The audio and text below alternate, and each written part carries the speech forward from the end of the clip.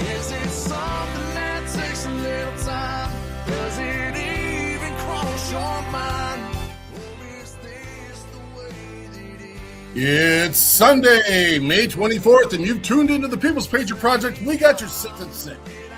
Right now, you're listening to WeP3 Radio, proudly produced in partnership with Raised Across America. Together, we share a mission to remember the fallen, honor those who have served, and teach the future generations the value of freedom. A freedom bought and paid for by the men and women who have worn our nation and our local community uniforms. Stay tuned for We Got Your 6 at 6. Currently playing on WeP3 Radio. Tonight's guest, Scotty Hasting. How do you choose? As I see the words they wrote after he left us behind. Now I'm on my knees. How do you choose who comes back home? Who goes under an old gravestone?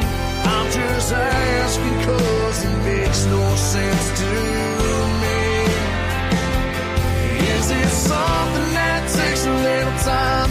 Does it even cross your mind? Left, your left, hey. Left, right, your left. You got it!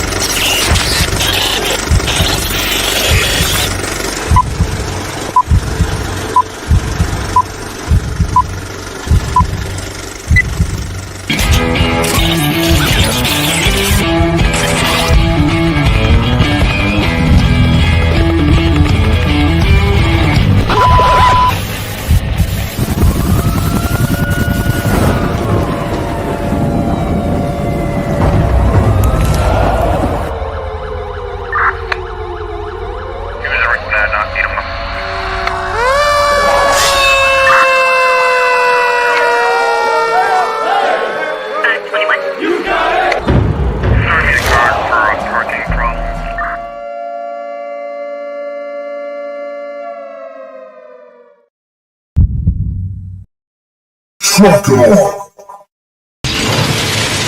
Doctors, roll out.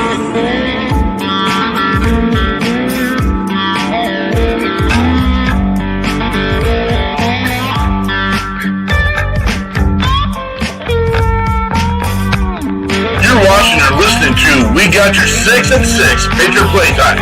We are We the People, the People's Patriot Project.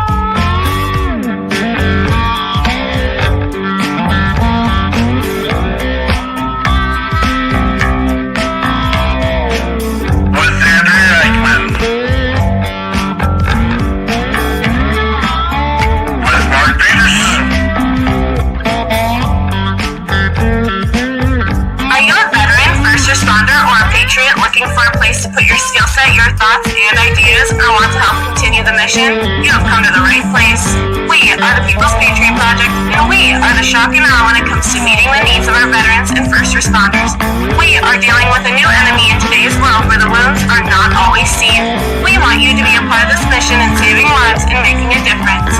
Welcome to We Got Your 6 at 6 Patriot Playtime. Here's the WeP3 team bringing you today's best heroes hits in the boots on the ground organizations that are saving lives. And as always, Patriot Pride.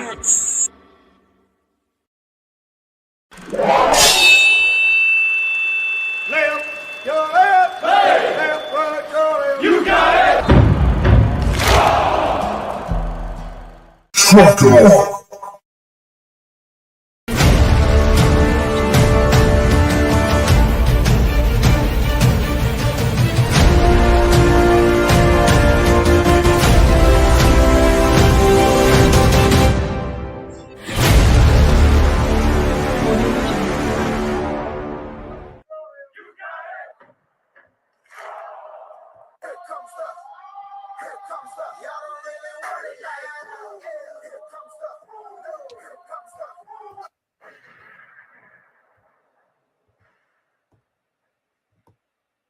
Hi.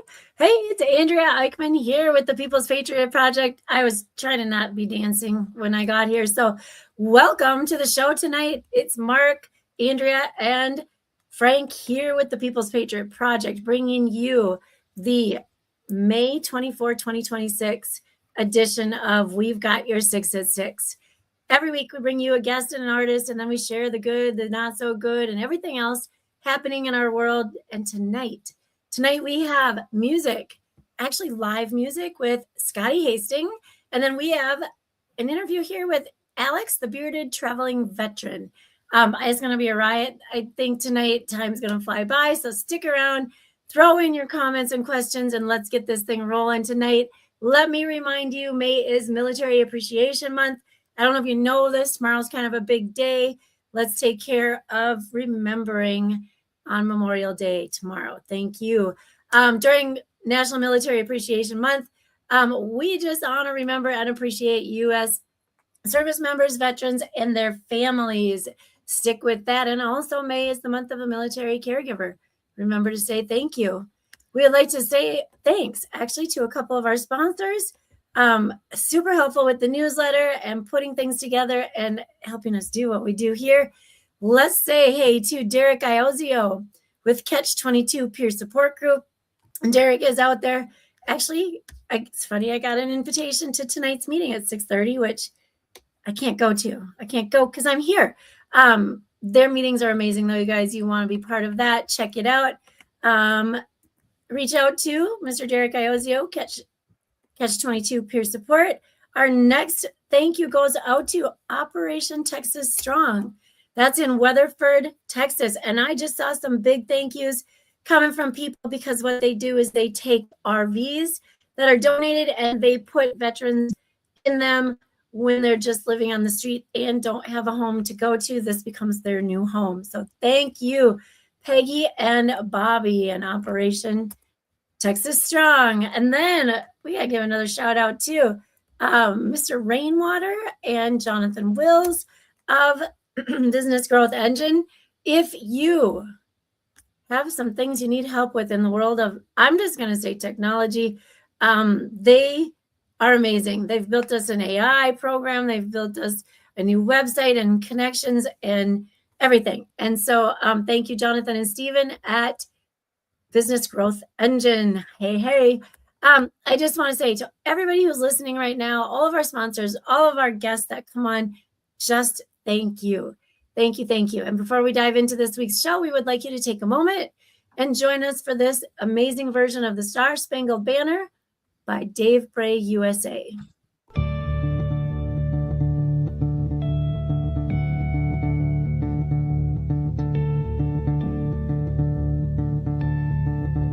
Ladies and gentlemen, please take the time to stand if you are capable of standing. Out of honor and respect, please remove your covers and prepare yourself how you need to show your greatest gratitude for the amazing freedoms and liberties we have achieved under one of the most powerful symbols in the world. Please cast your attention as we respect our old glory.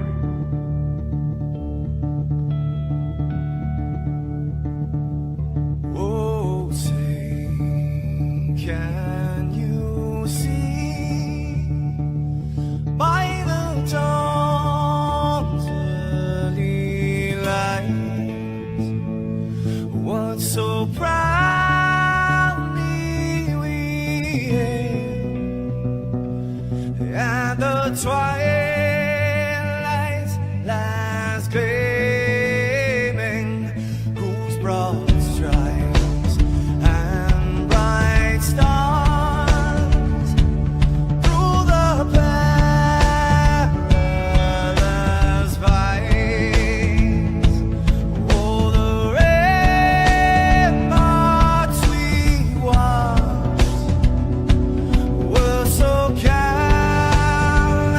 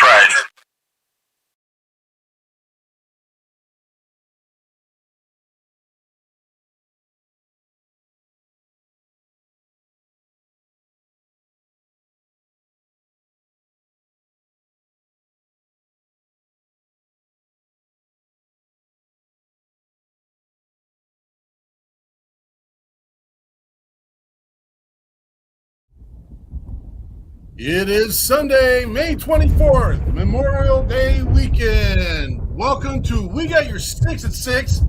It's time to grow. Let's go.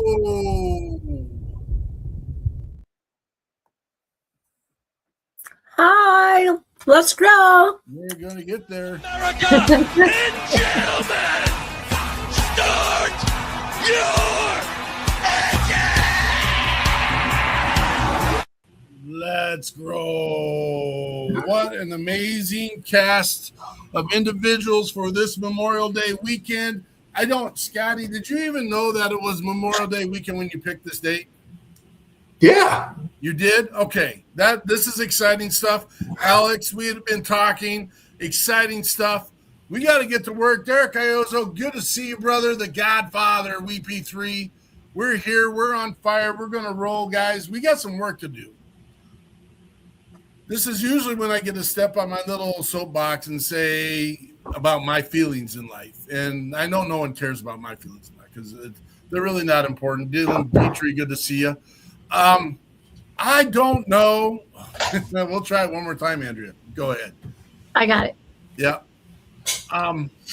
Do any of you feel a particular way? And I know I feel like I'm setting you up. I'm not setting you up. I'm not trying to throw you into the bus. This is Memorial Day weekend. And I get pretty fired up during this weekend. And I know other people get different feelings and stuff. But there's a reason why we are called We the People, the People's Patriot Project. We the People. I'm going to say it one more time because I don't know if people get it. We the people. I want the 90% of our country that gets to lay their big fat heads on the pillows of freedom every single day and have never had any skin in the game to acknowledge you have some freedoms, some liberties, whether you want to argue about them, believe that you have them, or just, whatever, fairy tale land stuff that some of our people do, that men and women have bought and paid for that with their blood, their sweat, their tears, their limbs, their lives, their families. I need people to understand that, period. That's me getting fired up, folks. Had that conversation 100 times today. I'm not going to get into the dance of, oh my gosh, don't say Happy Memorial Day. Enjoy your Memorial Day. That's what these men and women did this. That's where I'm at. I'm not going to sit here and correct people's literature or where they're going. The purpose for Memorial Day is to remember those that we have lost for that purpose, in case you need that education. I don't think the majority of the people that listen to our show need that education. I would like to get more We the People on here and see what the men and women of our country have done for them. And I'd like them at least to acknowledge that something they get to do some stuff. They get to drink their Mary Latte, hoo-hoo, fruit-too, caffeinated, ha-ha drink. Is that what you were just drinking, Scotty? Yeah. Yeah, okay. Always. You know I'm a foo-foo drink type of guy. Well, before we get started, we all have a job. Those that are listening, those that get to hear the podcast, those that get to see what we're doing. We have a new spokesperson. We'll talk more about after we hear from him. But we have Bastian the Bison telling us what our mission is tonight. At the People's Patriot Project, our mission is more than just words. It's a call to action. Each of us bears the vital responsibility to check your six. We begin this important journey with a moment of self-assessment. Ask yourself, are you truly mission ready? If the answer is no, don't wait in silence. Reach out. Use your skills. Lean into your resources and connect with your network. Whether you turn to a trusted friend, a supportive organization, or dial 988, remember, you must be battle ready to stand strong for the mission ahead. Once you feel equipped, take that next step. Reach out to 6 people in your circle. Check in on them. No agenda, no judgment, just genuine connection. This is how we build strength, shield one another, and serve our communities with pride. Together, we reaffirm our commitment. We got this. Patriot Pride.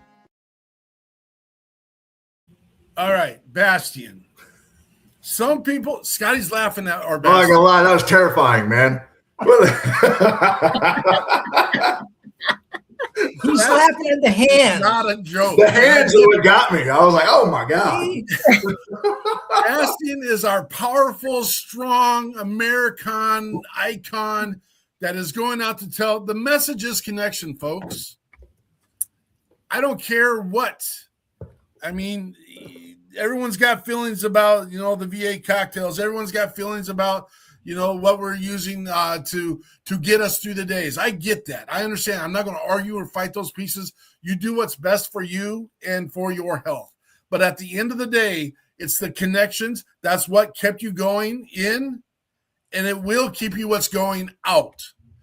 Reach out to your brothers and sisters. It's super simple. I'm thinking about you. Copy, send it into 6 of your contacts on your list. Yes, we are veteran and first responder forward. That's our mission. But we're saying this is good for everybody. Reach out to 6 people. It'd be really cool. Be really cool if you did it every day. Think about how many people you could reach. Think how many people you can make. The reason why we got tired of hearing the message, why didn't I reach out one more time? Here's a chance. Or the message, why didn't they just reach out to me? They're not there, folks. They went to another spot. It's your time to be a part of the mission. Grab your device and reach out to your brothers and sisters. Alex. Sure. First segment, man. Who are you? Tell us about your service and tell us the brief of your mission. Yes, sir. I am Alex, the beer traveling veteran.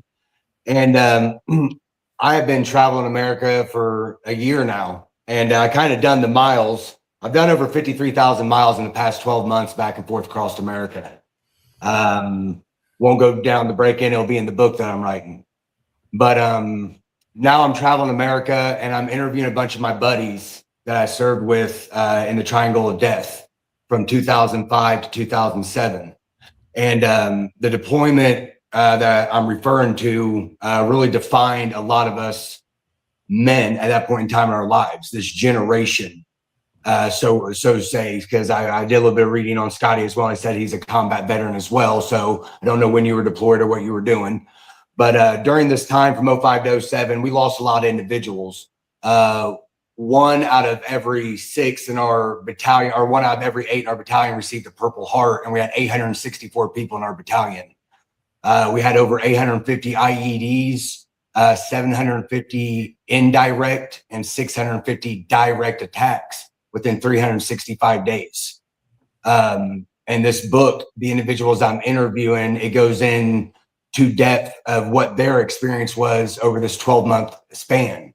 And it being Memorial Day weekend, I'd like to read off a few names, if you guys don't mind, of individuals that we lost on a few of these deployments. First and foremost was First Sergeant Tesser, Byler, Johnson, Bass, Mucician, Bosman, Powers, Whitehead, Chambers, Spalding. Those are some of the good buddies that I lost, not only to the first deployment, but to the other few deployments I went on that I remember during this weekend of not just grilling barbecue and hot dogs and hamburgers, but remembering our brothers that we did lose across seas. And also along my travels, I bring awareness about veteran suicide, because not only did we lose around 9,300 during the OIF-OEF conflict of the 20-year span, we have lost over 160,000 veterans since 2001 to suicide. So right now, when I say veteran suicide, even at VFWs and American Legions, when I go in to speak, the same response I get is inaccurate. It is not 22 a day. We are losing over 40 a day to veteran suicide. And this exact number that we are losing, it really fluctuates between 40 and 60, depending on where you're at and who's actually reporting the numbers. We're not even retaining 30 a day. So, I mean, do the math. We're losing more than we're retaining. And the reason being is that our system has kind of failed veterans repeatedly. And I'm not going to get into all that. That's just my own opinion. But I have traveled a lot back and forth. I have talked to a lot of different veteran organizations and individuals that support veterans. And the overall assumption is that our system has been failing us. And it's organizations like this podcast, some social media groups that I get involved with, and then the group, the Patriot family that I get in. A lot of them aren't veterans, but they stand wholeheartedly for what America is, and they support the veterans crisis that's going on right now. And then just like Chris with Carry the Flag, he represents America. So there's a lot of patriots in America that you said we need to grow. That if people look outside of just the little screen that they get attached to, there is a lot of organizations out here that help outside the VA system. So my trip and my travels have grown to not just interviewing my buddies and seeing America. It has grown to spreading awareness and getting people involved in knowing the accurate numbers of veterans that we're losing on a daily basis, and to try to reach as many veterans as we can get. So if I only reach one veteran a day through a post where I'm having an anxiety attack, and that one veteran can sit there and be like, man, I went through that the other day and I couldn't look at my buddies for 2 days. And then he realizes the next day that I'm back on social media and I'm smiling and I'm going about my day. It may give him encouragement to just be like, you know what? Fuck it. I fucked up. I need to move on. I don't need to wear it every day. You're a blessing. We appreciate it. I want to hear more. I'm watching more. I want to see the content. It is good content. Get out there on, he likes to use his Instagram. We got the links up there, so make sure you get out and check out Alex, the bearded traveling veteran. Thanks for being here tonight, brother. We're going to hear more from you here in a minute. Scotty Hasting. Yes, sir. Been way too long, brother. Been way too long. It has been. Well, tell us who you are. My name's Scotty Hasting, combat wounded Army infantryman. I was shot 10 times in Afghanistan, and I have found music as a form of therapy, and now it's a career and way more than I ever thought it would ever be, honestly. Like, I mean, I never thought that I would have this, the Opry thing with my name on it. That is absolutely, you are like the only person in my life that I know personally that stood in the circle. And that's crazy conversation where we started, where this began, what we've seen. And I've just been absolutely excited about the world of Scotty Hasting and his world blowing up. And I told you pre-show, I get giddy about it because we know who you and your heart is. Yeah. We know, we've heard your story, and we'll get to hear some more of it tonight. But knowing where you came from and the challenges that you had to deal with to even be where you're at. Yeah. I was joking with Scotty before the show, and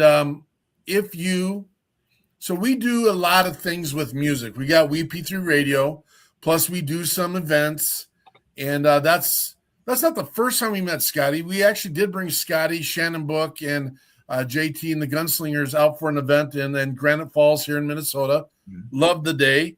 We didn't have the greatest accommodations. We kind of dropped the ball on that, but it was fun though. When you're 500 miles away from anything that's like logistically normal in life, it was tough to find. It's all good. Anytime me and Shannon Book are around each other, it's a good time. So that's the trouble. That's if you watched the movie Step Brothers, that's what it's like having Scotty and Shannon in the same spot. That's so true, though. Scotty is like he's the mature, sound mind guy. I'm sorry, I'm throwing Shannon under the bus a little bit, but I don't think. I mean, you're not wrong. No, you're not wrong.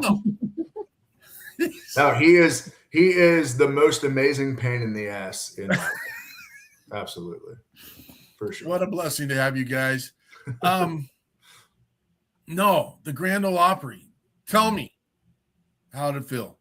Well, oh man, it was incredible. I played there 4 times now, but you know, the feeling never goes away. It's the same feeling every time. Every time you go on that stage, it's overwhelming, man. Every time you step in that circle, it's like all the weight of the history before you is just placed on your shoulders, and it's incredible, man. It's unlike anywhere else. Have you gone through your mind about the people that have stood in that circle? Absolutely. I mean, just like playing through the night, like being there that night, like that. I mean, you're surrounded by people who are royalty. I mean, Vince Gill, like it's insane. It's insane the people that are there just for that night, and it's unreal. And I'm beyond blessed for sure. Well, and you have a song out there that you have some Opry members that you get to play with. Yeah. You just I mean, it's been a year now, but Till the Last Shot with Dolly Parton and Lee Brice. Holy cow, dude. Did you ever imagine? That was insane how that all happened. I heard Till the Last Shot's Fired for the first time when I was at Walter Reed after I got shot. And that song changed my life when I heard it. And, fast forward 10 years and I'm sitting in the office of our A&R guy at the label that I was with, Doug Johnson. He's one of the writers of that song. And he was like, hey, man, what do you think about like just doing a version of it? And I was like, yeah, man, like absolutely. Like that song changed my life. I would love to do a version of that. So we did. We went in, we recorded it, and it was my version. And every feeling and emotion when I first heard that song, I put it into that song. And it was perfect, I thought. And then, a couple years later, or a couple weeks later, thank you so much, Jamie. Appreciate it. But a couple weeks later, Doug calls me and he's like, hey, man, like, this is awesome. We could put it out like this, but what do you think about asking some other artists if they want to be a part of it? And I was like, dude, send it to everybody. Like, that'd be awesome. Like, that'd be so cool. And, the first person that we reached out to, well, first we had to call Trace. We had to call Trace Atkins and ask him because it was originally his song. He's he was the voice that started this whole thing. We called him and we had a conversation with him and he was like, I had my version. I had my time. Let Scotty have his. And so we started reaching out to artists. The first artist to say yes was Lee Brice. And, a testament to who Lee is as a person. Like, he was like, dude, I don't care what part I play in this. I just want to be a part of this song. Like, whatever you're doing here, I want to be a part of it. And so then we had me and Lee's version. And it was, again, I thought it was perfect. It was more than I ever could have imagined. And then 2 weeks later, I get a call again, and they're like, hey, man, Dolly Parton wants to be on this song. And I was like, what? You said no. You said, nah, that's enough. You're lying. There's no way. And they were like, yeah, so, like, what do you think about that? And I was like, dude, why are you calling me? Like, let her do whatever she wants to do. Like, it's Dolly Parton, dude. What are you talking about? What? And then, a couple weeks later, I got the final version with me and Lee and Dolly, and I mean, I cried like a baby, man, when I first heard it. And it's more than I could have ever imagined. And I can't thank them enough, not only for being on the song, but for being a part of my journey and a part of my story, man. It's incredible. And now Lee Brice is a good friend of mine, which is wild to think. But yeah, it's been more than I ever could have imagined, man. So this is so 2 times in the history of this show, we're on episode 2 or 306, has the pre-start song on our radio station been the actual guest of our evening. And that is probably one of my favorite songs for you is How Do You Choose? Yeah. You talk about weeping at a song. Oof. You have 2, brother. You have 2 that tear my guts out. And it's just like, man, that song, man, that was a song I never wanted to write. Honestly, that was a song that I wrote with my friends at Creative Vets. And it was, at the time I went in and I wanted to write a song with them. The Creative Vets guys are some of my best friends. They've become family to me. And I was like, man, I've always wanted to write with you guys. And they're like, okay, but if you're going to write, like, you're a songwriter. So you're going to actually write a song. Like, you're going to dig deep and you're really going to find something. And I was like, I kind of regret asking to write with you guys now. Cool. So we sat down and they were like, man, what do you want to say? Like, what are you struggling with? And I sat down with my, Jesse was in there that night, and he's a songwriter and he's a person that, like, you just meet him and you want to tell him your whole life story. Like, he's just one of those guys that you just want to talk to and tell him everything. And we sat down and I just started talking about how I've been asking myself for years, ever since, getting shot and sitting at Walter Reed, like, how how the hell am I here? How was I shot 10 times and I'm still alive and the greatest people I've ever known aren't? Like, how do you do that? How do you choose who gets to live and die? Like, what? It doesn't make sense. And we just sat down and, man, we wrote that song in 30 minutes. Like, that song wrote itself.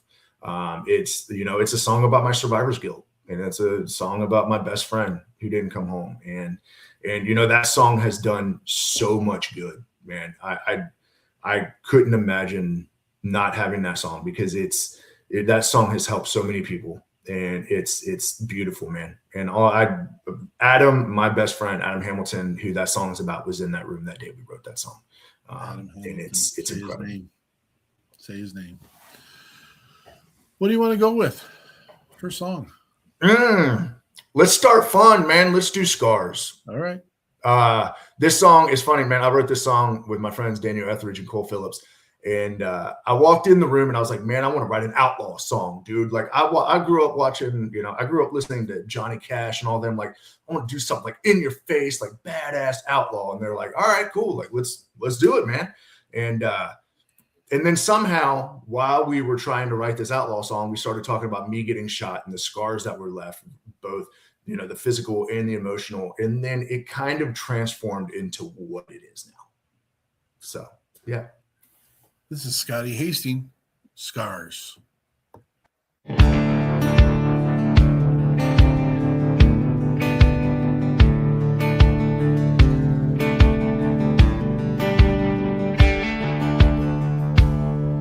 There's a whiskey storm brewing. I hope you know what you're doing, 'cause I think you bit off more than you can chew. Pouring gas on a Roman candle, bound to be more than you can handle. And it ain't too late to snuff out this fuse. If you wanna dance with the devil, brother, that's just fine. But it ain't my first, it won't be my last time. I caught two to the chest, ain't got from that vest, or I wouldn't be here right now.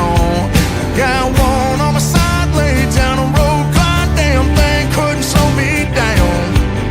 If you're feeling foggy, meet me out behind the bar. Give your first swing, you're gonna need a head start, seeing stars before it goes dark.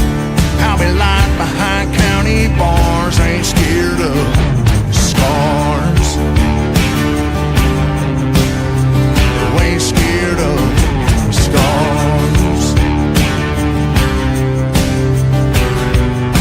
I got them on my hands, yeah, I've got them on my boots, and I still got a few more left to get. No, it ain't too late to run. I'm gonna make it 2 for 1. And I ain't got a single one I regret. I caught two to the chest, ain't got from that best, or I wouldn't be here right now. I got one on my side, laid down a road, glide, damn thing couldn't slow me down. If you're feeling foggy, meet me out behind the bar. Give your first swing, you're gonna need a head start, seeing stars before it goes dark. I'll be light behind county bars, ain't scared of the scars. No, ain't scared of scars. Look, caught two to the chest, ain't got from that vest, or I wouldn't be here right now. I got one on my side, laid down a road, glide, damn thing couldn't slow me down. If you're feeling foggy, meet me out behind the bar. Give your first swing, you're gonna need a head start, seeing stars before it goes dark. I'll be light behind county bars, ain't scared of scars. No, I ain't scared of scars.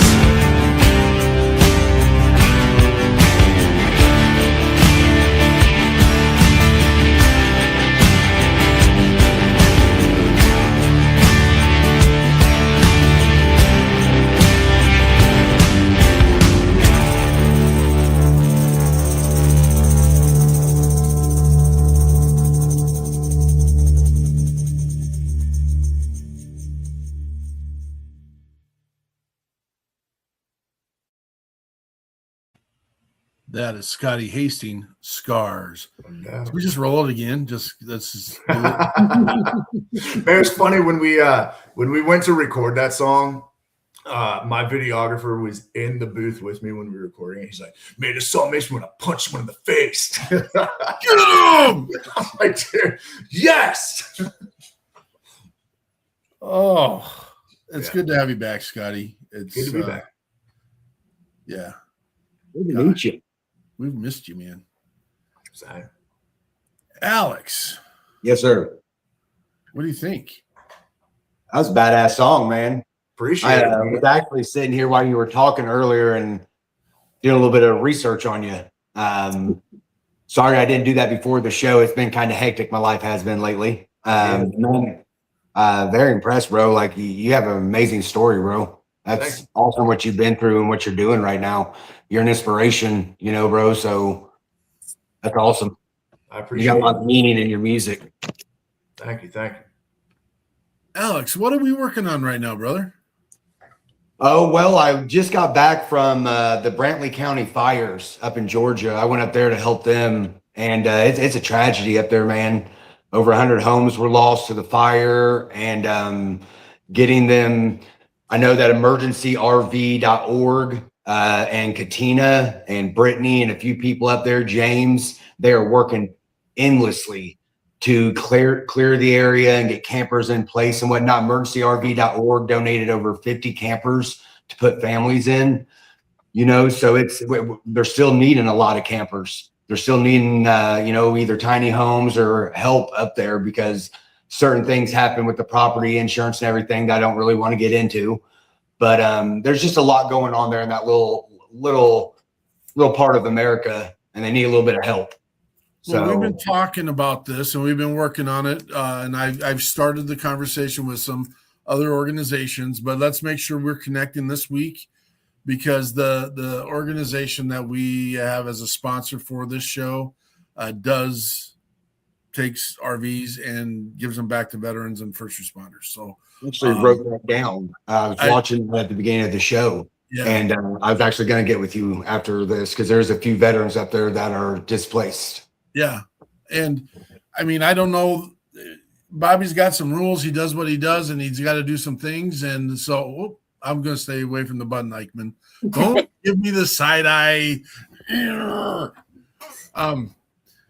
I keep pushing the button on the side of the screen that allows us to see the comments and she's doing it at the same time. That's the one. Thanks for being here. But Bobby, I mean, maybe if he's got stuff in that area, he will definitely. At one point, he was like, "I've got 20,000 RVs across the country. I can't get to because we can't. It costs money to haul them. It costs money to refab some of them, and it's that. And I get it, but maybe we can get some. We get haulers that want to haul. We just don't have campers to get. We just don't have the campers. Yeah, let's keep it going, man. Let's keep it going. Cool. Outstanding. So tell us more about your mission and give us a little bit more what the boots on the ground looks like for you. Me, my mission? Yes, Alex. Man, it's just I've done a couple of trips this year so far. I started out in January and I went from Tampa up to Little Rock, or not Little Rock, out to Dallas, then out to Black Rock RV Resort. Did a couple of engagements out there at the VFW, the American Legion. Then I went up to the Desert Beard Battle in Surprise, Arizona, and I spoke there about veteran suicide and also competed in my first beard competition, which was really cool. Never done it. It was just something to do, and it was really fun. Then I went up to Oklahoma City and Albuquerque, New Mexico, and Kansas City, and I spoke at VFWs, American Legions, and I did a couple of interviews with a couple buddies and a couple individuals that I didn't personally serve with, but I wanted their story to get out there. And then I came back down to Tampa and reset, and then went back out, and I went up to Asheville, North Carolina, and again, my opinion, but there's a lot going on in Nashville, North Carolina that needs to be looked into and discussed. Then I just kind of went over to Nashville and up to Fort Campbell and interviewed a few more of my buddies up at Fort Campbell for the book. And then I met Blake Reynolds, Brandon Rushing, a couple of buddies, a part of the Patriot family, which I know that you guys are, I know that Mark, I believe you follow the Patriot, Anthony, Conservative Ant, everybody. And bro, that's a great group of people to actually know. Just to be friends with and understand what they're doing in their neighborhoods and in their community. Anthony throws so much stuff out of his official Patriots gear store out of Cape Coral for the community, for the police, for the veterans and everything. I've been there for the Be Great podcast. I was on the Nick and Colton podcast that they shoot out of the show there or out of the store there. And, but yeah, man, I've just been traveling, been upset with a few places I've been. Don't understand how we, the people, have been silenced so much and overlooked, and making a lot of connections. Without the traveling and without spreading awareness, I probably wouldn't be here on this podcast. So it's been a trip for me since I've been medically retired over the past few years, dealing with the VA, going through their recovery and surgeries, because I had back surgery and reconstructive jaw surgery, and just dealing with the VA system. And then finally getting awarded my full disability has given me a new meaning to life, to where I'm able to travel and talk about veteran suicide and tell about my story about failing when I was temporarily retired, because I went through a lot. I turned to, and anybody that's a veteran that suffers with PTSD, anxiety, you know, and depression and stuff will tell you that there's a point in time when they got out of the military where they went down a dark path if they didn't have the right people to their left and right. And i.e. it being drugs or alcohol or a mixture of both, or women, or just completely shutting down. Veterans do it in different ways. And that's where we become just a statistic to the system. And it feels like our system sometimes is working against us and not for us, to where I myself personally just felt like a statistic. So I want people and I want veterans to understand that that is not the case. They are not just a statistic. They are an individual. They are somebody that is loved and gave up a portion of their life to defend this country, whatever meaning it was for. They still raised their right hand to defend this country against all foreign and domestic. And they did do what only 1% of the American population did do. They raised that right hand. So there's just, and my thinking is a little bit that combat veterans have a little bit different outlook than just veterans that didn't see combat. And it's not a strike against non-combat veterans. It's just the reality of when we come back from war, being in a rotation of combat tour, combat tour, combat tour, combat tour. It's not like a movie to where you can just hit pause and walk away. You're right back in the fight the next day. You know, you just saw your buddy get blown up or killed. You can't take time off. You don't get to be like, hey, time out. I'm going to put this game on pause and take a step back. It's just a repeated on the mind. And we come back, and that's why we've lost over 160,000 veterans since 2001. And I just want to reach, if I reach one a day, I know that I started my journey out May 11th of last year. If I've reached one a day, that means I've saved 376 people. So the other 3 billion that don't like what I put out, they ain't got to listen to it. So one that I save each day. That is, there's a classic little adage in life where this little boy's running up and down the beaches and there's starfish everywhere washed up on the beach. And he picks one up and he throws it in the water, and this old man's walking by. And he's like, little boy, there's thousands of these. You'll never make a difference. And he picks one more up and he throws it in the water and he goes, I made a difference for that one. And that's where we're at, folks. That's where we're at. I appreciate that conversation. Now, let's compound that a little bit and grab your device and cut, copy, paste. Just thinking about you, got your 6, whatever you want to do. It doesn't have to be branded. Don't care about that. It's about the conversation. It's about the connection. And we got this, brothers and sisters. We got this. Scotty, when you hear Alex saying things like this, I mean, you're coming from the music world, but you come from the combat veteran world, combat wounded world. What runs through your mind through those conversations? Man, honestly, it's the same.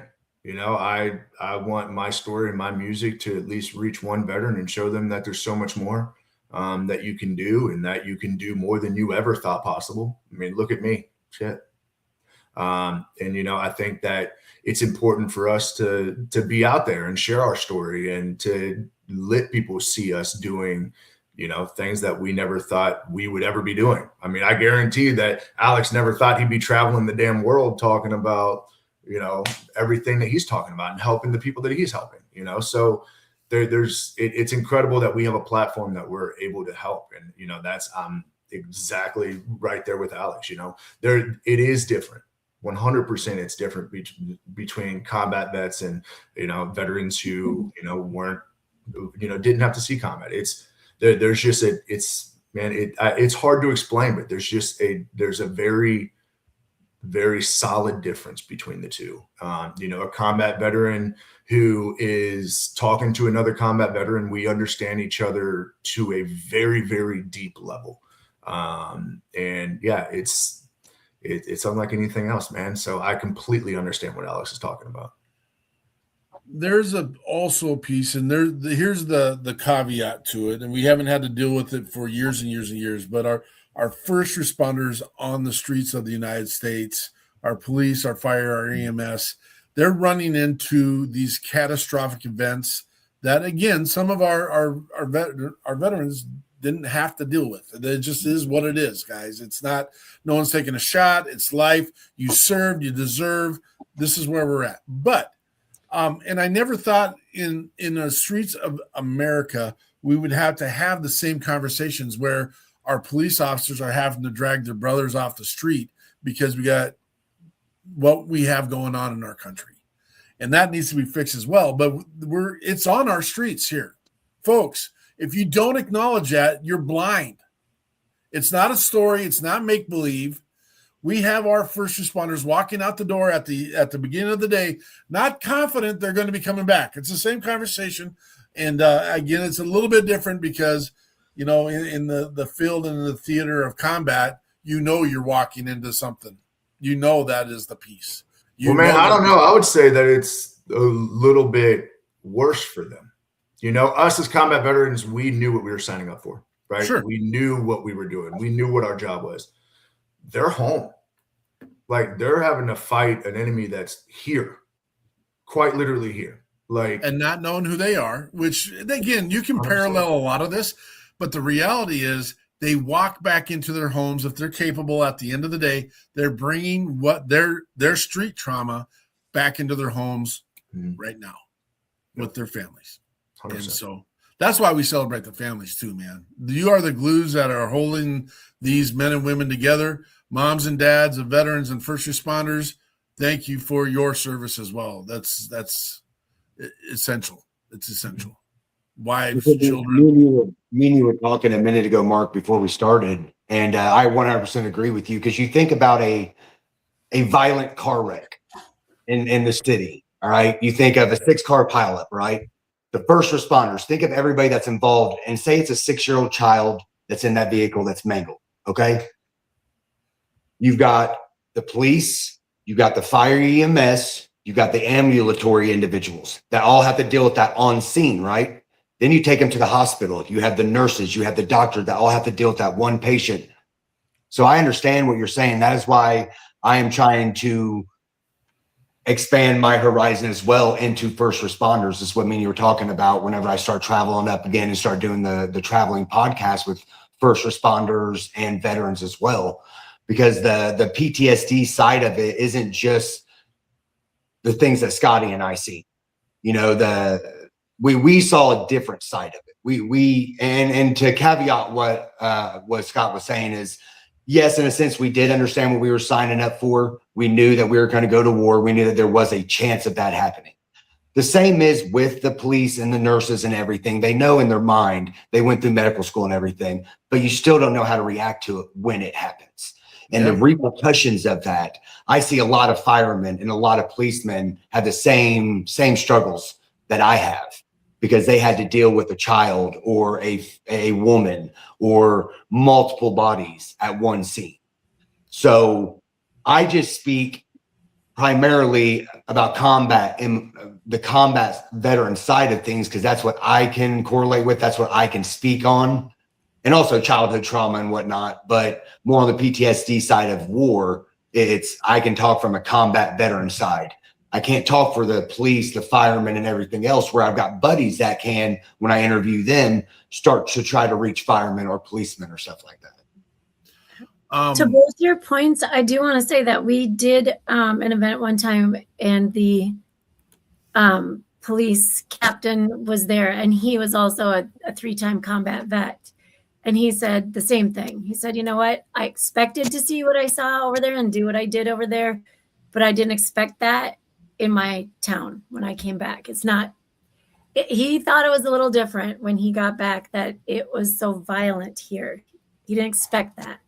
And there's always a chance you run into someone, that's the other piece.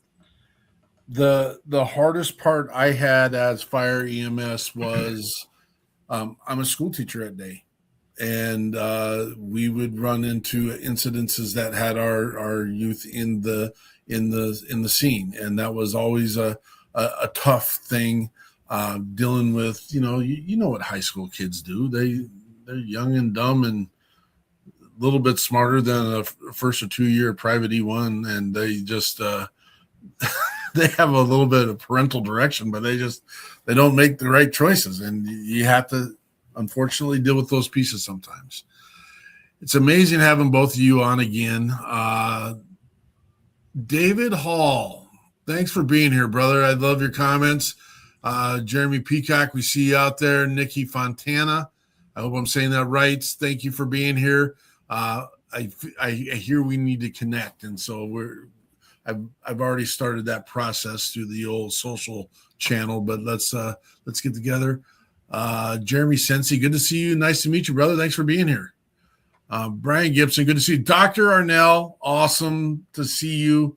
I always want to call you Dr. Potts. Can I call you Dr. Potts? That just seems like a cool name.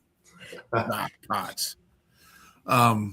She does an amazing job traveling the country and putting her resources into the world and helping veterans across the country as well. So super exciting evening, super exciting panel here. Frank the Myth, you got a bird sitting on your head, dude. Yeah, I can't get rid of that damn thing. I think it's my hat. It's a green, so. Likes your hat. Yeah. Every week. Perfectly perched on your head. Well, it's better when I wear my Kevlar helmet, and then it really looks funny. Frank the Myth, tell us what you got for us this week in the news. All right, we're doubling back a little bit to some of the things that we had from a previous show that we didn't get to, and we normally talk a lot about our veteran programs, and I reminded myself that we're veteran and first responders. So I found some things that I thought were really interesting that I wanted to cover underneath first responders, and one of them, and this has been a few weeks ago, but I'm going to track this for the following year. And there's a police week every year, and it's in May. And what happens is there's several GoFundMe targets that they have, and they pick ones to support, and they've raised over $22 million for these GoFundMe programs since 2010. So they have a really good record of getting support to these people who really need it. And a lot of it, for instance, one of them was a police officer that had been shot on duty, and they were raising funds for the medical treatment. I know there's an officer in our area out here in Northern Virginia. His home burnt down, and he was a retired first responder, and they're working to come up with funds to help him rebuild his home. So I want to follow that more closely next year and alert people before the campaign starts so they can get involved.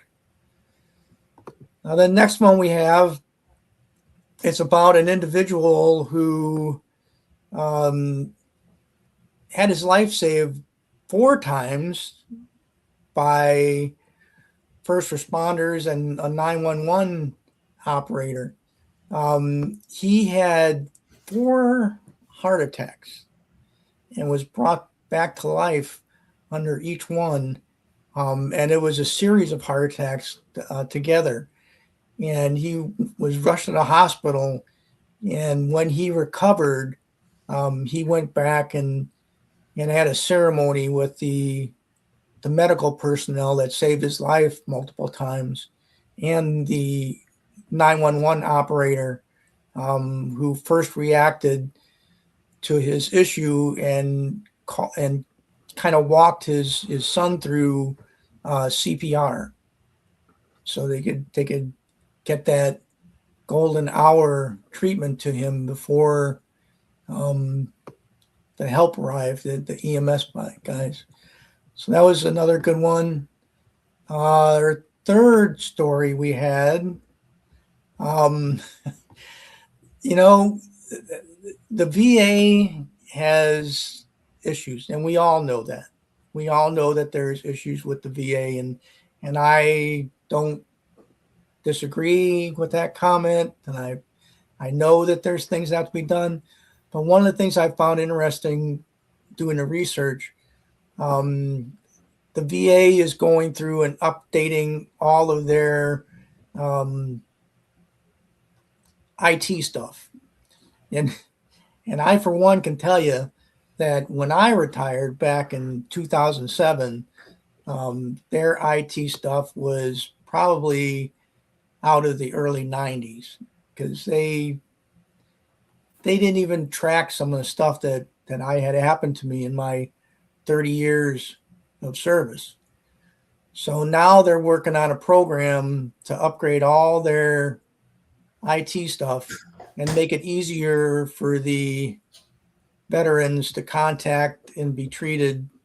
Hopefully this is something that pans out, because I know there's a lot of issues with getting treatment, and it really bothers me when I hear veterans come on and talk about the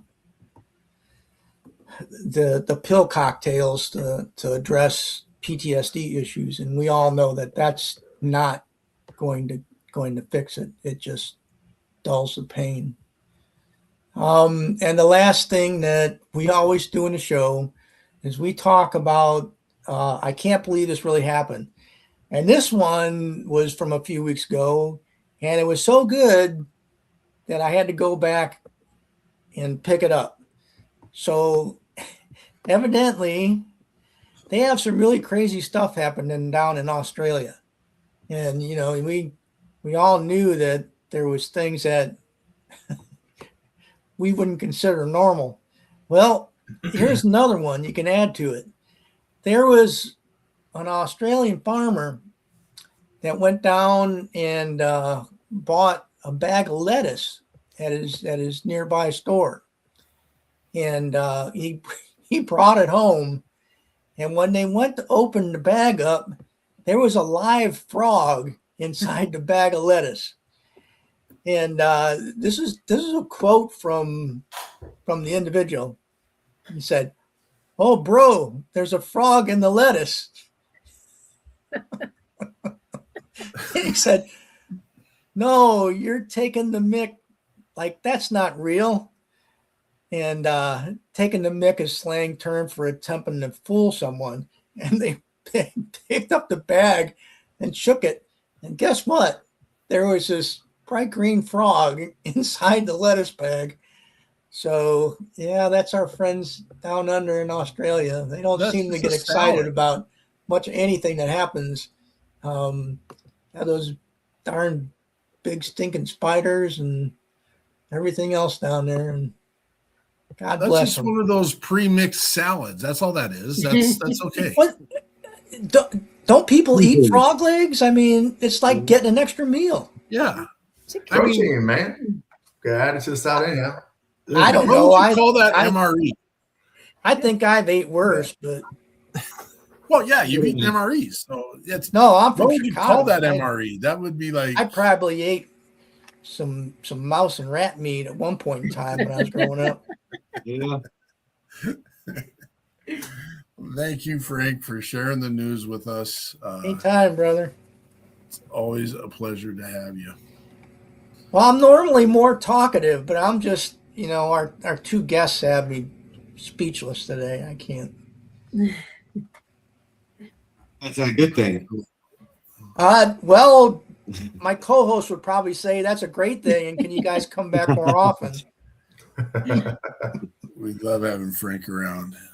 He is a award-winning author. Go check out his books. Frank, again, retired from the Pentagon and graduate from West Point. He's got the accolades, and he has a bestseller book out there, and you just need to get a chance to go see his materials. And he's been a blessing to the We Got Your Six team, and we love having him around with us. Thanks, Frank. Yeah. What is the next? Oh, we got to do, Scotty. We got to come back to you. We got another song we got to do. What are you working on right now, brother? Man, we're working on some new music right now.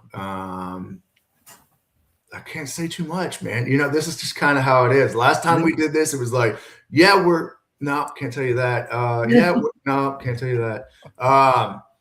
We're working on some new music and some really big things coming, man. Really big things. Things that I never thought would ever be a thing. That's as much. You did a song with Dolly Parton. I mean, how much more big can it be? You just got to wait and see. I can't say too much. But yeah, it's really cool, man. Being I have officially left the label, so I'm on my own now. So I kind of do whatever I want now, which is really cool. It's the first time in a long time that I've been able to just whatever music I'm feeling, I can throw it out there. Whatever I want to do, I can throw it out there, and it's been really fun. It's been really cool. You still have a network and team of people that are your go-tos that help you through the steps, right? Yeah, I mean, I still have a team. I still have a management team. So we're just out there. I just don't have the label now. Sure.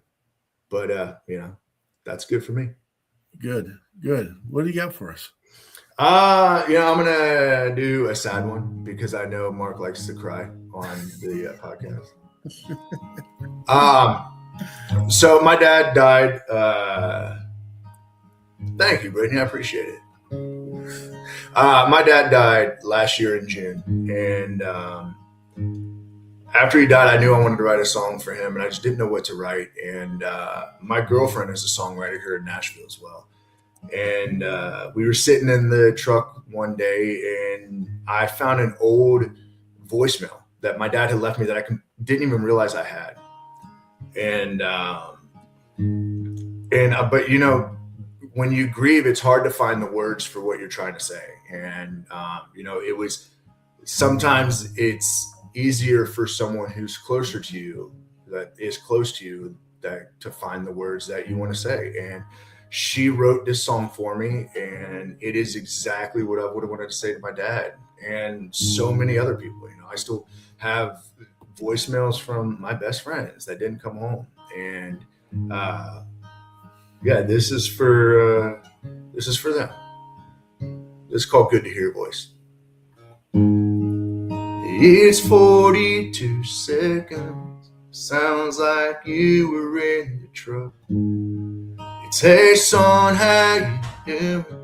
Was hoping we could catch up. I'm bragging about you at the course with my guys. Kiss the grandbabies for me. Okay. Talk soon by, and I hated that I couldn't pick it up. But now I thank God because it's good to hear your voice on the other end of the phone. It feels like you're still here, and I ain't so alone. Even just for a minute, I'll hit play and listen to you talk to your boy. It's good to hear your voice.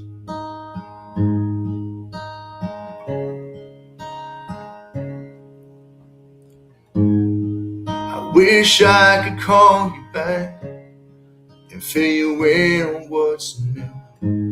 Work's been busy as ever, and the kids are doing great in school. I can't believe it's been months since we said goodbye. I miss you like hell, so I guess that's why. It's good to hear your voice on the other end of the phone.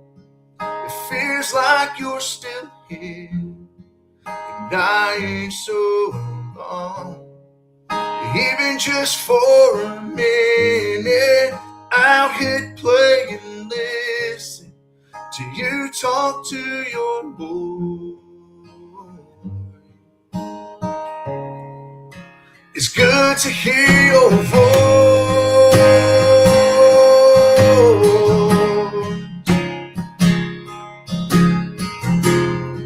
I never wanna forget how you look, how you sound, how you smile in pictures, how you laugh out loud. I know one day I'll get there and we'll talk face to face and catch up like we used to.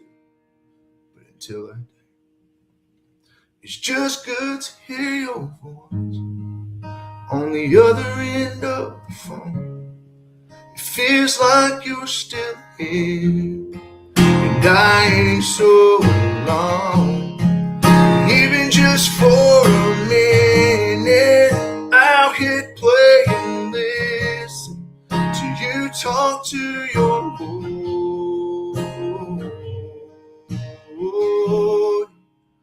It's good to hear your voice.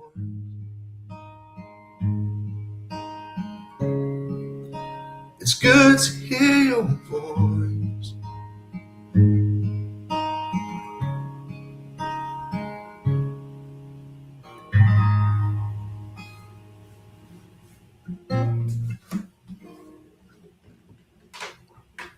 That is Scotty Hasting. Can you hear your voice?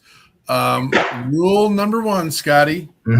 If we ever get back to where we're sitting around the campfire, drinking our bourbons and smoking our stogies, songs off limits, okay, brother? You don't get to do that one. Sure. So do that one first. Gotcha. Yes. Absolutely. No, you gotta wait. You gotta wait until he gets a little alcohol in him. Then he really opens up. Yeah. That's what it is.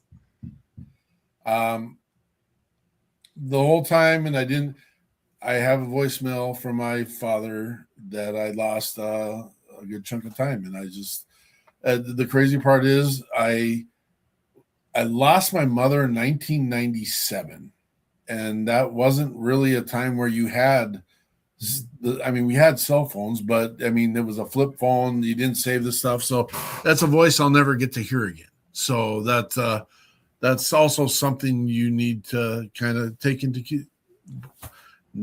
Hang in there, Nikki. Hang in there, dear. Well, the most amazing part about that song, not this last time I was at the Opry, but the time before that, it was right after he had died, and the last picture ever taken of my dad was in the circle at the Opry, and so I played that song. I brought my girlfriend up. She sung harmonies, and they had his picture on the big screen the whole time. And like, he got to have a moment. It was one of the most amazing things I've ever been able to be a part of.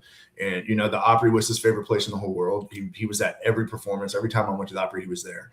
And it was just, you know, that circle in that moment became so much more than just, you know, as a country artist being in a circle. It was something special between me and my dad as a son in that moment. And it was incredible. And at the end of the song, we actually played the voicemail so that his voice could be heard through the Opry. And it was incredible. It was truly one of the most amazing moments of my life, honestly. Nikki, we are with you. We are with you. This might seem a little pretentious. I'm just going to do this because, you know, Scotty's a cool guy and everything. He's cool. I like him. He's not the only one that's been to the Opry. I'm just going to say. Sure. What? I'm Mark Peterson with the People's Patriot Project. And I'm Andrea Eichman with the People's Patriot Project. And we are live here in Nashville at the Josie Awards at the Grand Ole Opry. Tonight we'll be interviewing several of the nominees for Josie Awards. Come be part of the shock and awe. Patriot Pride.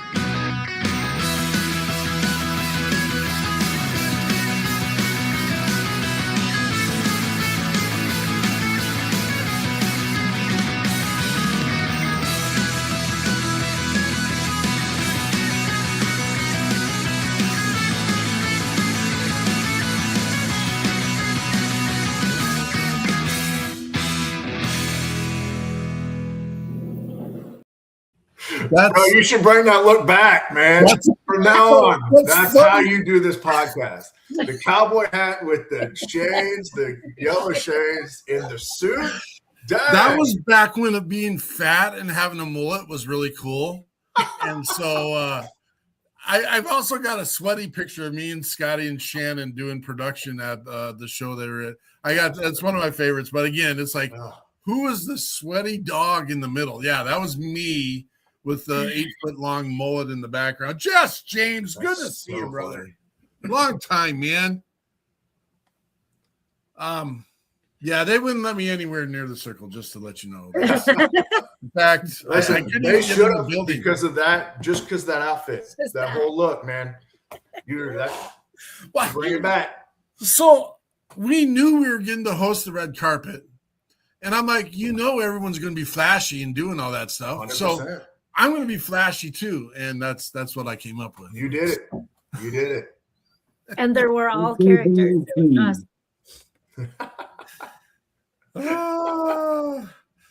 We got to get you. I mean, I know you got bigger things, but even we got to get you an indie award at the Josies. You got to get there.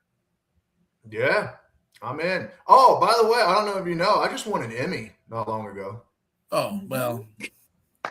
Totally forgot to tell you that when we were catching up before the show. I got an award over here, too. I got something. Talking about awards reminded me. I completely forgot to tell you that. My bad. Just a Grammy. Sorry. Yeah. Not big. It is what it is. What was the title? What was the? It was for a documentary. It was my documentary. It's called Grateful, the Scotty Hasting story. Yeah. Who did it? I just watched that today. Yeah. And that's the title of your last song tonight. That is the title of my last song. Yeah. Cool. Mm-hmm. Is that now? Did you say at one point so that you wear the Grateful hat? Is that in correlation to your father? No, actually, it's just become my brand, man. Ever since getting shot and just getting to live the life that I live now. I mean, it's just, you know, I have a lot to be grateful for. You know, I'm grateful to be breathing, let alone be able to do some of the incredible things that I never thought I'd be able to do. So, it's just. Thank you, man. It's just it's my motto. It's my brand. And Alex, if we ever see each other in person, I'll get you a hat. Cool. I should have had the witness to bring up some clips of your first show with us. Oh man, I'm glad you didn't. I'm going to tell you, brother. I'm going to tell you because the level of confidence, even from when you were at Granite Falls, the level of confidence is just, and I know why. I mean, it's practice. You're in it. You're doing it. You're with the top of the world. You're doing the top world things. It's that just alludes to confidence. And that was something that you struggled with at the very beginning is you were struggling with holding your pick, and finding an apparatus that would allow you to do that. And, duct tape was working for a minute. It was. Now I work with a company that builds like special picks for it, which is amazing. But yeah, it's you're right. I mean, when I first started, when we first did the very first episode we ever did, I was still very new into this. I was playing on Broadway and stuff, and it was great, but music was my therapy, and it still is to this day. It's my escape. It's my way to get away from the PTSD, the depression, all that shit that we deal with. When I'm on stage, that's my sanctuary. Over time, being able to play in, at the Opry, being able to play in stadiums and stuff like that, like it's become so much more, and it's become part of me at this point. And it just feels, it's weird to think that like there was ever a life before music at this point. But yeah, it's incredible. To have Dolly Parton sing the out on your song, man. And it just holds it. It's like, boom. Like you said, it was good. It is super good. And then you just hear her. Oh my God. I still get chills. I've heard that song thousands of times, and I still get chills every time she comes on. It is called Strum and Comfort, and they're incredible. STRUM Comfort. So there's the song True Country that is like a collaboration of like 40 Western artists. Yeah. And they close the song with Dolly Parton. Like that's where they put this person. It's not last. Yeah. It's the keystone that holds it all together. Oh yeah, no, you let Dolly end it every time. 100%. Yeah. Yes, strumming comfort, just like that. You've been a blessing to our lives, and I'm not gonna. We've missed you. We really have missed you. I missed y'all, man. It's been way too long. It's been. When you were at the label, it made it difficult. We're not going to poop talk him or anything, but it was just like I could not, and I'm like, I can't. Should I text Scotty and complain that I don't get to talk to and I never did. I was never going to do it, and I'm just like, we'll go through it. And I think maybe I had a couple old fashions one night. I'm like, I reached out, I'm like, dude, I just always text me. Always DM me on Instagram, Facebook, all that crap. I'm there. I'm watching it. I'm seeing it. Right. Unless it's something crazy, then I'm definitely not going to respond. Well, we're going to do crazy stuff. Or I might screenshot it and then share it with the world. Who knows? If you are friends with Shannon Book and you tell me I can't do crazy stuff, it's not going to work. Oh my God, you wouldn't imagine the text message I get from Shannon. I can't imagine. I can't even imagine. Yeah, crazy. I wish he was watching, because just this little memory lane to Granite Falls, I didn't realize what a diva Mr. Shannon Book would be. Honestly, man, Jesus, for real. Like he's the epitome of a diva. And if you look at him, he looks like a white supremacist. So it's like, what are you like? What? This doesn't match. And it's true. Bald-headed dude, tats on all over his hands, all over. Still wearing his combat boots. 100% true. Yeah. But then you meet him and you're like, and then this doesn't match. He's pissed with JT. He's like, oh yeah, and then he just walks up and everything works for him. And I'm like, well, oh my God. Yeah, I still hear about that. So stop. Oh, I love Shannon. We want to be friends with Shannon. So we want to be friends. He's my best friend, but he's a wild child, man. He's so funny. Alex, this is going to happen, man. This is going to happen. There's a reason they call me Pause, because my goal is to get my paws on everyone, and that's what we do. And so this is going to happen, and we'll get to have the same silly conversations. We're not meaning to leave you out, man. We just thank you here. And we're going to do some events together, man. We're going to get some things going and get everyone paid up and get everything where it needs to be, and we'll get people taken care of. Maybe you might even get your own room at some. I have to admit, I think that I was being the mama bear and you guys were just kids, like Boy Scouts, and I was going to put you all in one room, but I didn't realize how tiny the little room would be when we got there. And you're like grown-ass men, and snoring was a thing and can't sleep at night. And I'm like, oh, okay, we'll figure it out. Sorry, and hot as Hades. Hot as Hades. So I know better. I know a lot better now. We didn't like it. It is what it is. Alex, Sir. You told us what you do. You told us what you're working on. What's the ultimate vision of Alex, the bearded traveling veteran? Really cool you say that. So I've been looking into hotels across America, and there's a epidemic right now with homeless veterans. So right now there's a grant out to where people can actually get a certain amount of money, a stipend each month per homeless veteran that they house. So I've got a few people I'm talking to about putting a business plan together about being able to get money up front to purchase the first hotel, to start housing veterans, to start getting that influx of money, to show them that, hey, we can house these veterans to where they're not really paying anything. They're getting housed. They're off the street. This hotel is now a veteran hotel instead of a foreign-owned hotel. You know, you should talk to Tono de Towers. They do the same thing. Yeah. I talked to Frank. Honestly, it was my idea first, and then Frank stole it. So that Tunnels to Towers, I'm telling you right now, those guys, they're getting in the way. And doing great idea, dude. They're getting in the way, and they're doing great ideas. Their little village down there outside Nashville is amazing. Yeah, but I mean, that's an incredible idea, man. Yep. Absolutely incredible idea. It's just I see a lot being out here, and you probably do as well, Scotty, traveling with the music industry and whatnot. But I drive from point A to point B everywhere I go, and I stop everywhere.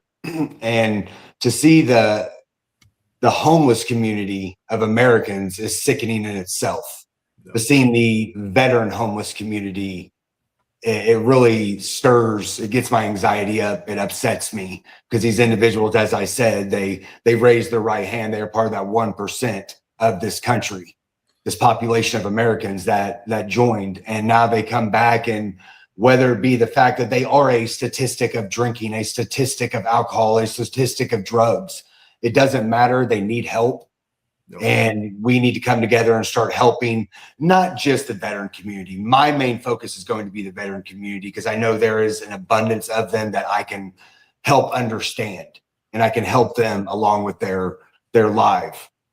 But that's my biggest end thing, is to get hotels up and running, and I want to get a business plan made up over the next 6 months that I can actually put together. It just takes time, and with my traveling and everything that I've had to deal with my truck and my camper going down over the past few weeks, it's just everything's kind of hitting at once again. So I'm just trying to put a good game plan together to continue my mission of finishing the book. I've got 2 more interviews to do for the book, and then I plan on taking the next 10 to 11 months completely off and writing the book.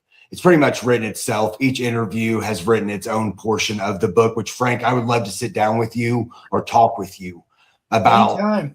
I'm honestly, open whenever you need me. I'm not even good at reading books. I'm good at reading FMs and TMs and shit, but books itself, I see a pretty bird, I'm like, but when I'm driving, I like to listen to audiobooks. You know, one of the best books I've ever read or listened to is 4 Agreements, and it's put a lot of perspective in my life. But yeah, my end goal is to get hotels up and running for homeless veterans. I'd like to do that within the next year. So there are 3 things that chap my hide. 3 things. One is, I don't think anyone should go hungry in our country. There should be no food insecurity anywhere. I don't care, veteran first responder. No one should go hungry. We have the stuff.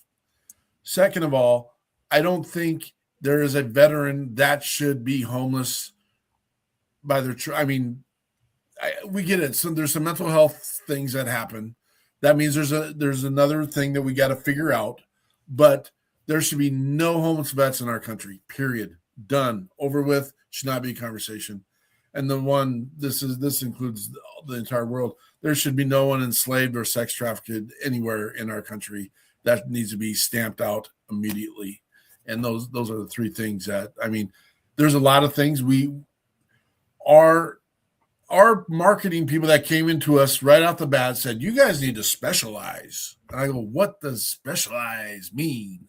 Because everyone wants to focus on PTSD. And I'm like, nope. And me and Alex have had this conversation. I said, we're not missing an opportunity to help somebody because we specialized. We are going to combat this head on, whatever the ask. Now, there is a missing piece that it's not good just to hand resources out to people, in my opinion. You need to provide resources with education, in my opinion.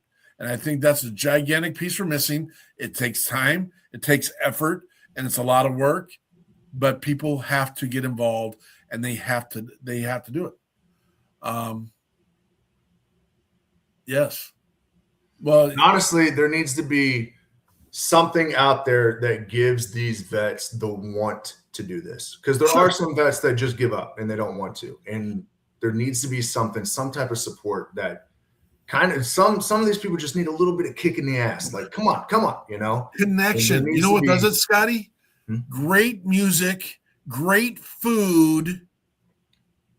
And I like a good cocktail, but I know that's advice for a lot of people in the world. But those three things, I think we save the world, to be honest with you. Let's go save the world. I'm in. That's a song. Good music, good food, maybe a cocktail and a bonfire saves the world.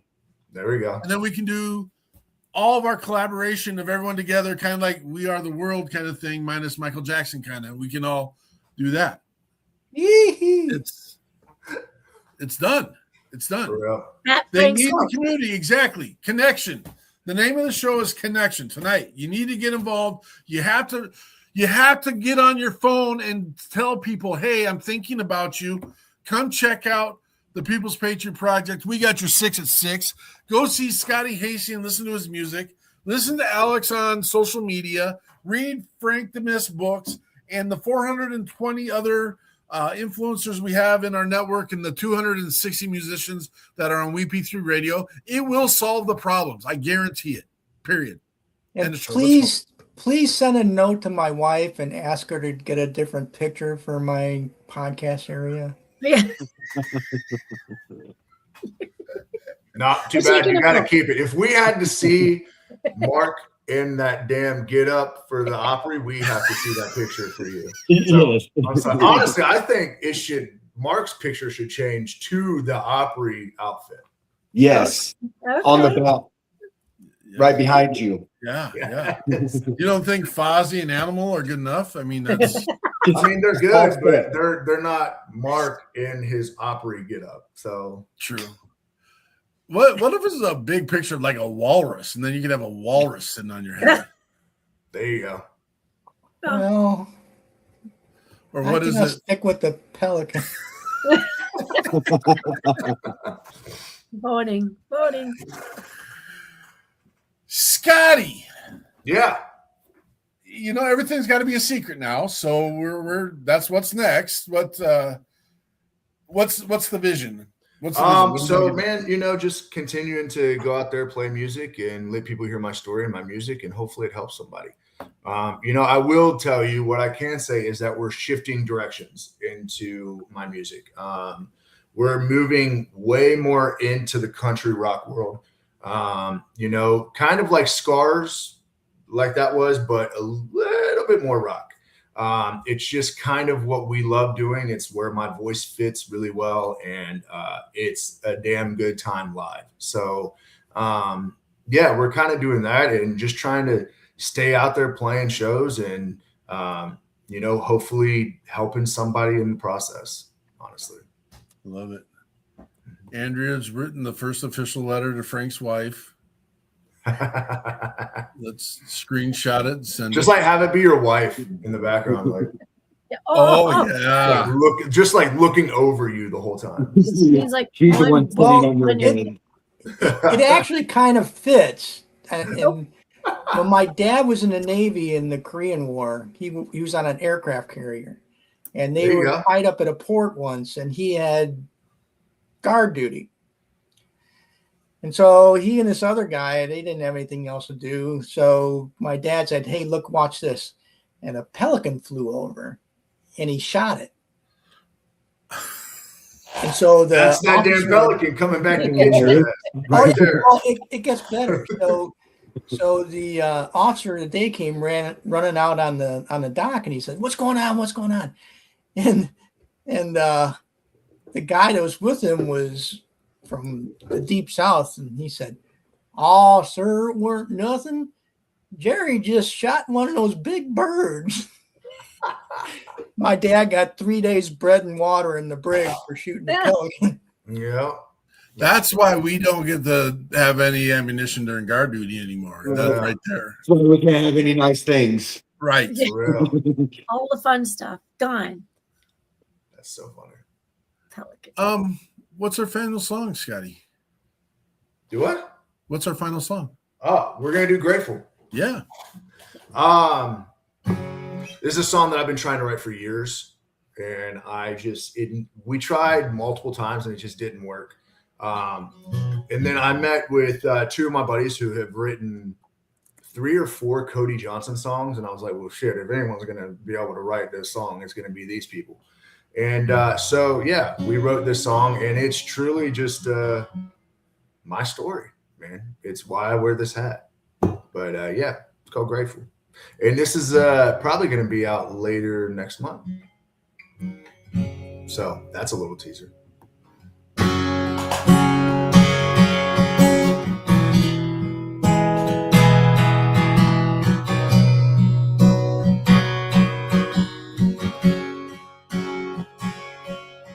Turned 22 in a foreign land with an M4 rifle in my hand. My buddies have my back. For that I'm grateful. The middle of nowhere, Afghanistan. First bullet I took turned to 10. Thought it was, but it wasn't the end. And I'm grateful to be my kid's dad. I wouldn't want to miss that. Any day's a damn good day with your boots on the ground, not in the grave. Hey, what can I say? I'm grateful for my next breath, for a red sunset. Gonna soak up every second I get. Ain't wasting time, 'cause ain't got time to be wasteful. Been to hell and back, and man, for that I'm thankful, 'cause it made me grateful. The first thing I did was kiss the ground when I rode into my hometown to see that bluegrass state line sign. I was grateful for that country road that took me back home. Any day's a damn good day with your boots on the ground, not in the grave. Hey, what can I say? I'm grateful for my next breath, for a red sunset. Gonna soak up every second I get. Ain't wasting time, 'cause ain't got time to be wasteful. I've been to hell and back, and man, for that I'm thankful, 'cause it made me grateful.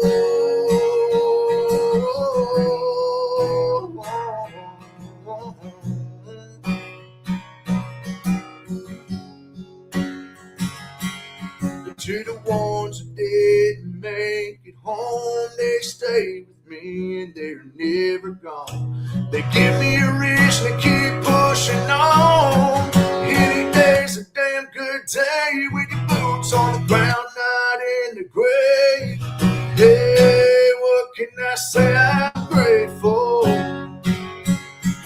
you can bet your ass I'd do it again. Cause where I've been made me what I am. Ain't wasting time, cause I ain't got time to be wasteful. I've been to hell and back, and man, for that I'm thankful.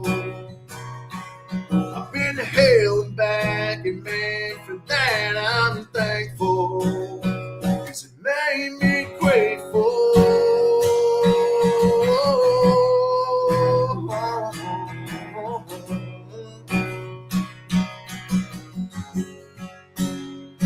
It made me grateful.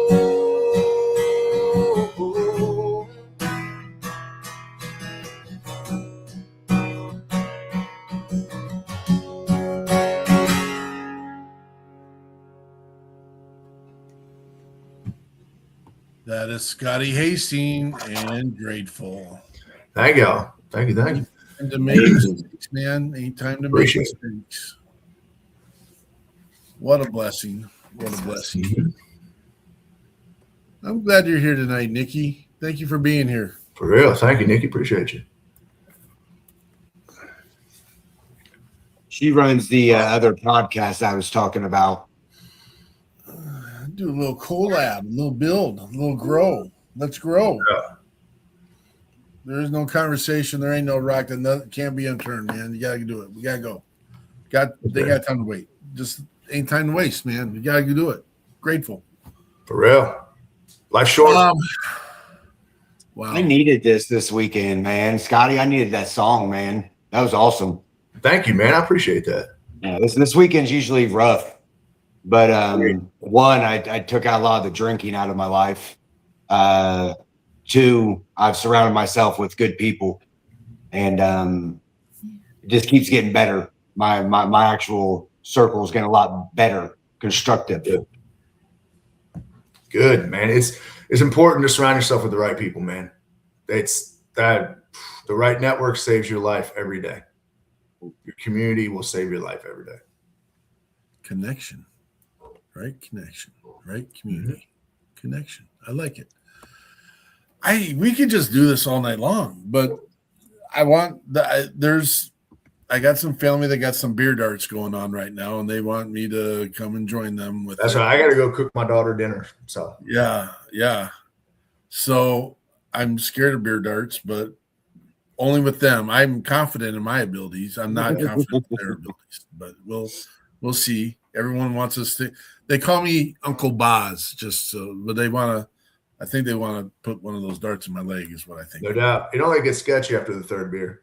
That's how. So I have 4 boys, 1 girl, and my only son-in-law was ushered right in when he took a dart through the hole in the crock, right into the foot, and didn't flinch, didn't move, and was like, yeah, I'll get that. There you go. Away, came back, played some more, and I'm like, I can't play beer darts. I'm afraid. Now you're Nikeman. Children.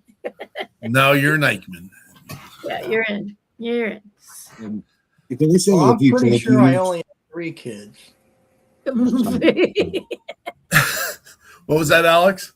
Can I send out a few thank yous? I know a few people are watching. I'd like to send out a few thank yous real quick. First off, thank all of you guys for having me on your podcast. This is my second podcast I've done. The first one was more about my personal childhood, and this one's really cool just to relax and see how it's ran from a different side. So thank each and every one of you. Scotty, thank you, brother. Your music, I'm going to do a little bit more research on you and you as well, Frank. Jason from Mad Viking Beard Co., Chris from Carry the Flag,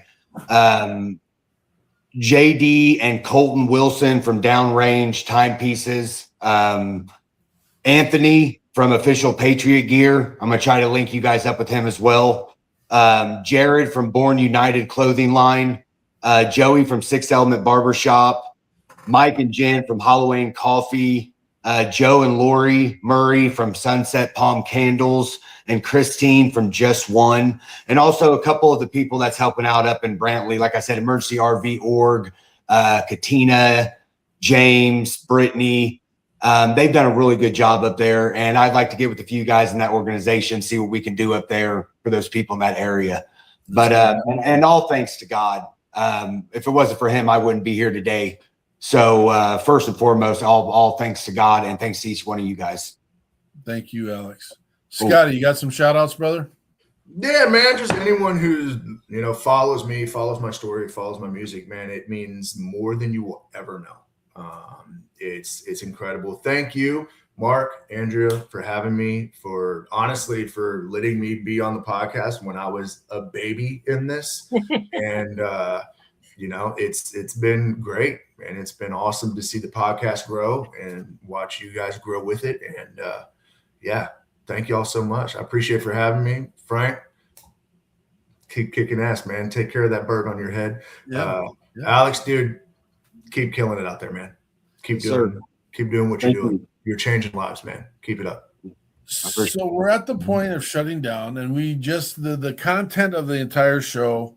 Hopefully there was something that grabbed everyone's nerve. It doesn't matter what it is, but we usually end the show with final thoughts. And so Frank usually starts us off. We usually go clockwise, and I know that it makes sense to me, but the order of things may better be Frank, Alex, Andrea, Scotty, then me. So Frank, give it a whirl, brother.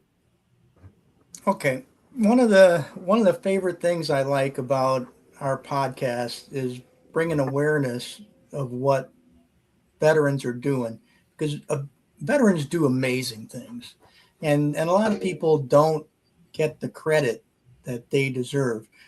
I'm up for an award, and one of the questions they asked me as a finalist for this award was, what do you hope to get out of being named the author of the year? And it didn't take me any time to think about it. I said, I want to bring awareness to all the other authors who are veterans, because there's dozens or hundreds of them, and they just don't get the recognition. And they write great stuff, good books, things people would want to read, but nobody knows them. Their names aren't big. They don't have a huge following out there like some singers do that write picture books about their tour and sell millions of copies. We don't have that access. And they just couldn't understand. It's like, what, you don't want anything for yourself? And I said, that is something for myself. That's what I want. And by winning, and if I could bring notice to the 10 or 20 other people that are veterans that are doing great things, that's what I'm doing. That's what I want. And, and sometimes people in business world just can't wrap their head around that you want to do something because you want other people to be recognized. And I don't know, I'm old. I have everything I need. I have a great wife, I have a great family. And, what else is there other than to bring other people happiness? So call me stupid. That's what I'm searching for. Thanks, Frank. Alex. Sure. Final thoughts. I want every veteran to know that they're not alone, that if they ever need anything, that my direct email is tbtveteran@gmail.com. Put in parentheses, need help. I am here to help. I am on the phone a lot of the evenings talking with veterans or family members. It does not bother me to talk to anybody. I'd rather talk and then read about something. So just know that you're not alone out there. And if you need anything, reach out. There are organizations and people that will help you. And I do travel America basically 24/7. So if you ever need anything and I'm traveling across, hit me up and I'll feed you, clothe you, do whatever I can to help you out. Miss Eichmann. Thank you, Alex. Cool. Oh, that didn't work the way it was supposed to. You know what? I just got to say, this is Alex. Thank you. I wrote notes, and now I don't know where I put them. Your collaborative soul is amazing, and it's exactly what we do. Everything that you just did is what we hope to do. We're here. So this is our podcast, but as a nonprofit, we're here to take every call, answer every ask. I met a lot of new people the last couple weekends, and tomorrow will be another day of I'm in my own community, so this will be kind of fun for me. At the they do a walk for them, and I'll be handing out flyers for wreaths and for our ruck, and I'm looking forward to everybody knowing that this is what I do besides teach and yell at kids. Anyway, so thank you, Alex, for bringing all that collaboratism. Seriously, you are the boots on the ground. You are doing the work. You are out there putting out the word. You are out there making the connections, supporting not just the individuals, but a few weeks back, we named our show Who Helps the Help. Like, you're out there doing the job. Scotty's out there doing his job. We're doing our support jobs. And who's always there behind those that are moving forward doing the help? And sometimes that support gets real thin. So we gotta lean on each other. And I'm hoping that these connections and friendships that we make along the way continue, because I think it's an amazing support.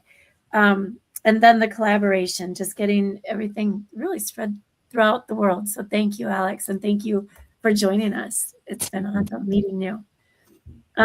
Scotty, okay, I'm gonna do this because I was gonna bring this up, and then I was looking for our show in a different platform and scrolled through Facebook, and I wrote this down, and then I don't know how Facebook algorithm knows that I wrote this on a piece of paper, but we talked about your confidence, but also your humility and humbleness. It's all there. It's all wrapped up in a real cool package. And when I saw that, excuse me, I saw that happen, just what you said tonight, but also there's just a little video of you getting ready to walk out on stage and your daughter threw something in your lap and you're like, oh, right now, this is the time we get to hear this. And that's just because you're a dad. You're a dad, you're a guy, you're a son, you're going on stage at the Opry. And thank you for your modesty, your friendship, and all of it. It's amazing. And the music's amazing too. I mean, what a bonus, right? Hey, we got to go to the aquarium. So talk about a kid in a grown man's body. Oh my listen, goodness. I love an aquarium. I can't help it. It's just who I am as a person. Do you know how many times I get to hear that story when she talks about Scotty Hasting to the entire world?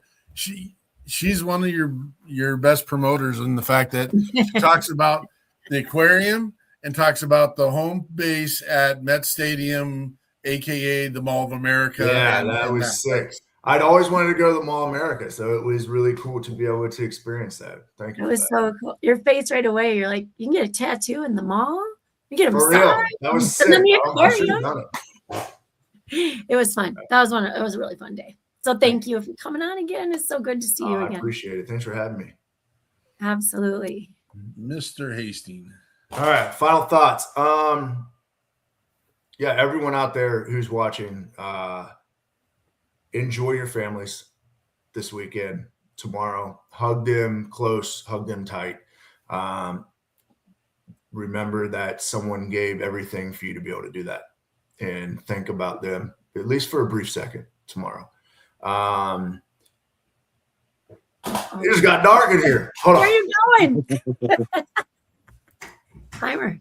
Bedtime. Night. We're back. All right. I know. Someone give me a clap. What happened? Yeah, and I'm gonna, piggyback on what Alex said. I'm in my DMs on Instagram, on Facebook, on TikTok, all that stuff. So if there's a veteran out there who's struggling, reach out. I'm here. At the end of the day, I'm an artist. I'm a country singer, but at the end of the day, I'm a veteran and I'm a guy. I'm a person who wants to help. So reach out.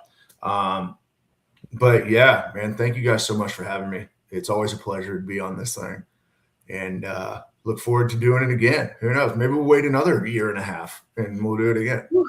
Where will you be? That'd be awesome. Jesus Christ, I don't know. With the way that my daughter decided to drop that she almost got suspended at school right before I walked on the stage at the Opera, I might be dead next year.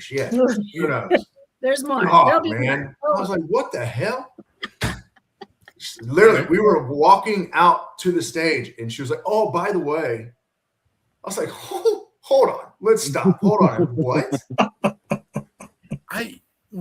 How many Opry Circle standers do you think have had that opportunity? I mean, hopefully not a lot, because it threw me off, man. I was not ready for that. Do you have a mailbox? She knew what she was doing. She picked the perfect time to say it. Oh yeah, safe for her. Totally 100%. safe.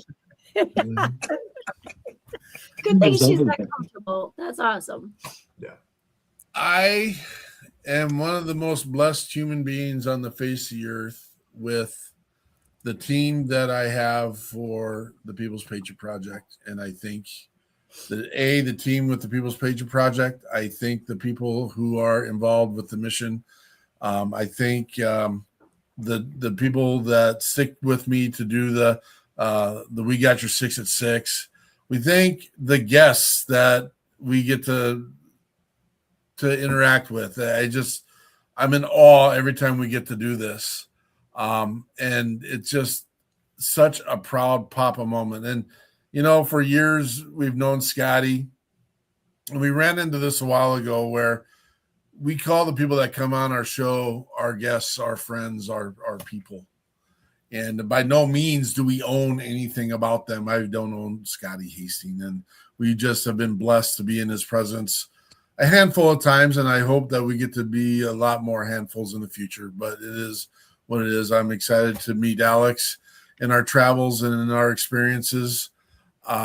I got the amazing opportunity to go down to Fort Snelling, the third largest national cemetery, where we are the coordinators for Wreaths Across America, but they are doing flags for Fort Snelling right now, where they're putting a flag on every memorial down there, and had an absolute blessing to work with Joanne Malmstead, running that organization down there today, and bumping into the Travis Manion Foundation at the cemetery as well. And just Jason, our coordinator down there at the cemetery, and 300,000 people at rest in that cemetery, 200,000 veterans, and they grow 6 a day, I think it is. And I mean, some of those are natural causes, some of those are combat causes, some of those are post-combat choices as well. And it just, our hearts go to all those families. That's what this weekend is about the families and those that we lost, and remembering. And there's a snippet in the beginning of our show, and I put it out on a social media post as well. It's good to remember. But personally, my mission, remembering is not enough. So we need the boots on the ground to make a difference. And I full-heartedly believe connection and community, which has come up time and time again today, is our answer and is our solution. And I full-heartedly believe that. That's what I believe. Usually, we don't talk much about WeP3 on Sunday nights because we want to talk about our guests, and that's what we did tonight.